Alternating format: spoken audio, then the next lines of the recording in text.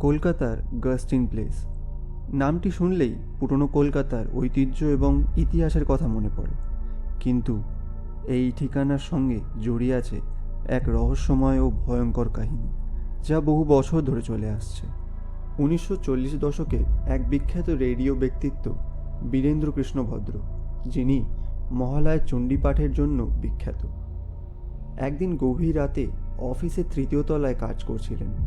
কাজ শেষে তিনি নিচে নেমে আসেন, কিন্তু কিছুক্ষণ পর মনে পড়ে যে একটি গুরুত্বপূর্ণ ফাইল স্টুডিওতেই ফেলে এসেছেন। তিনি অফিসের এক পুরনো কর্মচারী মেহেরবানকে ফাইলটি আনতে বলেন। মেহেরবান সাহস করে ওপরে ওঠেন, কিন্তু কিছুক্ষণ পর চিৎকার করতে করতে দৌড়ে নিচে নেমে আসেন। তার মুখ ফ্যাকাশে, গায়ে কাঁপুনি। বীরেন্দ্রকৃষ্ণ ভদ্র জিজ্ঞেস করেন, কি ব্যাপার, কি হয়েছে? মেহেরবান ভয়ার্ত গলায় জবাব দেন, উপরে ঘরে একজন সাহেব বসে আছেন স্যার। উনি ফাইলের মধ্যে চোখ গুজে রেখেছেন, একটু নড়ছেন না। কিন্তু সমস্যা হলো সেই স্টুডিওতে তখন আর কারোর থাকার কথা ছিল না। কয়েকজন কর্মচারী সাহস করে উপরে গিয়ে দেখেন ঘরটি একদম ফাঁকা।